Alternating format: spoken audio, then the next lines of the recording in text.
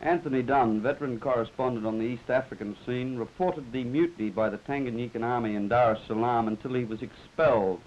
Held incommunicado in Nairobi until his plane left for London, he has just arrived here. Well, Tony, what exactly happened down there? Well, Tony, what exactly... Again, please. Sorry. Right. Well, Tony, what exactly happened down there? Well, the 1st Battalion of the Tanganyika Rifles mutinied about 2 o'clock in the morning on Sunday. I heard about it when I got an anonymous phone call about an hour and a half later, and I rang the commander of the Tanganyika Rifles, Brigadier Sholto Douglas, and he told me that this indeed had happened. And then I went into town to see what was going on, went to the house of an army officer. It was still dark, it was still before dawn, and his house signboard had disappeared. Anyway, I looked around and I eventually found a house with several army officers in it and their wives and families, and they'd taken down the signboards to try and prevent themselves being picked up.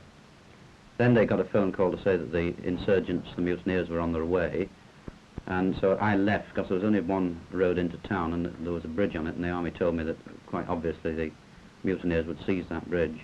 So I went to my office on the other side of the town and got the teleprinter opened so we could start getting news away. And when the city woke up at dawn and started to come into work, it was completely in the hands of the army. They'd surrounded President Nyereri's residence, they'd seized the cable office, the radio station, post office, they'd set up roadblocks on intersections, and everything was quiet. So the people were just told by the army couldn't go into work, turn around and go back to their houses. And during this time they went to the house of the Minister of External Affairs, Mr. Kambona, and woke him up, put him into a truck, took him out to the barracks, which were 6 miles out of town, and where they had the British Army officers lined up as prisoners.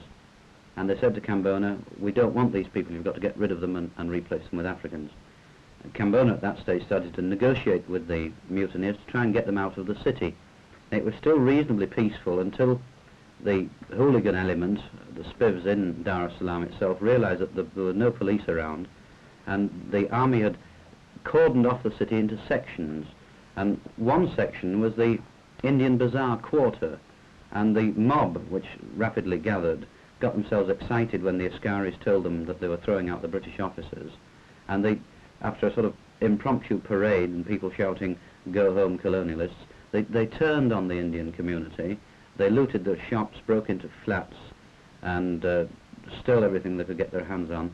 The Indians at first didn't retaliate, but later on they started to fight with the Africans. So you had the situation where there were Indians and Africans fighting with clubs and sticks and broken pieces of furniture and so on. And although the army was in a state of revolt, it had to take control of the mobs, and this is when the shooting broke out. And most of the firing was in the air, over the heads of the mobs. There was a considerable amount of shooting for about 5 or 6 hours.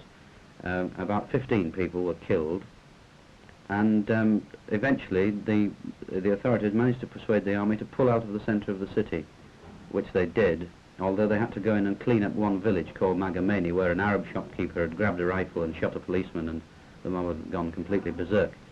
And after doing that, most of them went back to the barracks. They kept control of the airstrip. They caused a certain amount of trouble for the army wives trying to get away into Nairobi. The wives had been brought up by the rebels in trucks and dumped at the airport and told to get on the planes.